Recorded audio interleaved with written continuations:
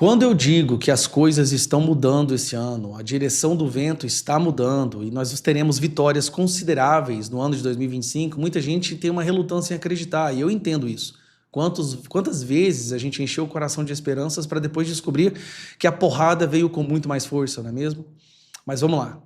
Nós estamos tendo vitórias. Nós já tivemos aí declarações de pessoas do centro, declarações das Big Techs, e o que está ficando cada vez mais claro para nós é que o STF está se percebendo que ele foi longe demais.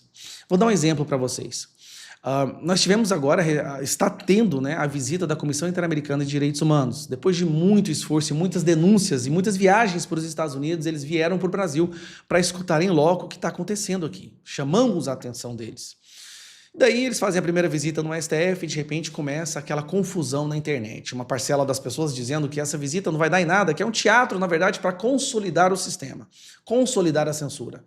E um outro lado acreditando que essa era uma oportunidade única para denunciar para o mundo, através de uma instituição séria internacional, pelo menos considerada séria, do que está acontecendo no Brasil. Eu decidi optar por acreditar nessa oportunidade. Organizamos a denúncia, preparamos o que seria falado, ajudamos a construir a agenda deles para colocar ali as denúncias mais impactantes, e assim foi feito. Logo depois, o Pedro Vaca, ao sair de uma dessas entrevistas, fala para um jornalista do Metrópolis aquilo que já viralizou, né, que ele está assustado com o tom das denúncias e que o STF tem a voz deles, mas a OEA tem a voz dele, mostrando que há uma diferença entre as duas coisas. Mas aí fica aquela pergunta, vai adiantar alguma coisa? Tem alguma relevância? Bom, será que o STF está sequer preocupado com o relatório desse pessoal? Aqui que entra esse vídeo que eu vou mostrar para vocês. Essa aqui é a Mônica Bergamo, ela é uma espécie de ventríloco do sistema e do STF. Ela faz parte daquele grupo de pessoas que acha que a censura é boa e defende Lula e o STF. Veja o que ela falou e me fala se realmente essas visitas vão trazer bons frutos ou não. Visita do relator especial, né, do Pedro Vaca, que é um advogado colombiano, que é o relator para a liberdade de expressão da Comissão Interamericana de Direitos Humanos, da OEA. A visita dele, Megali, está agitando bastante os bastidores de Brasília e tem gerado uma desconfiança em setores do governo Lula e entre o ministro do Supremo Tribunal Federal. Na mesma proporção... Presta atenção, geraram desconfiança no Lula e no STF. Que está gerando entusiasmo entre os bolsonaristas, né? Então ele teve com os ministros do Supremo Tribunal Federal, ele teve uma reunião com o presidente do Supremo, Luiz Roberto Barroso, e com o Alexandre de Moraes, e a conversa foi boa, foi amistosa, né? Mas apesar disso, há uma desconfiança de que ele vai fazer um relatório com críticas, né? E que essas críticas... Peraí, o cara da Relatoria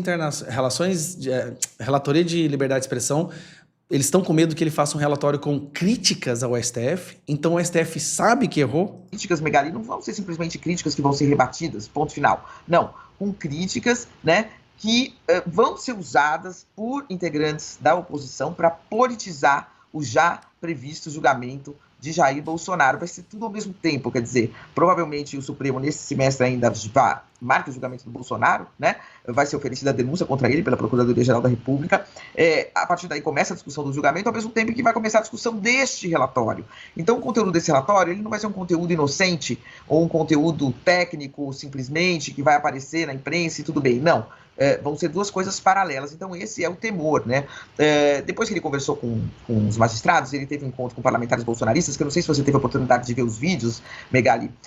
Nesse encontro, os parlamentares fizeram críticas muito duras. O senador Magno Malta, por exemplo, ele colocou uma foto assim do ministro Dias Toffoli, numa capa da revista Veja, e falava, esse rapaz aí ficava dizendo que os ministros são estelionatários, que o Brasil vive uma ditadura, e o Pedro Vaca anotando tudo. E assim que ele deixou a reunião, essa reunião com os parlamentares bolsonaristas, ele foi questionado por um jornalista do Metrópolis, que estava na saída, e ele falou, o tom dos relatos é realmente impressionante, ou seja, dando ali já uma pista de para onde ele está atendendo, né? Diz que vai avaliar tudo com calma. Aí quando ele foi questionado sobre os ministros do Supremo, ele falou, eles já divulgaram um release, depois vai ter a minha voz, a nossa voz da comissão, a versão sobre aquela reunião e a versão sobre os fatos.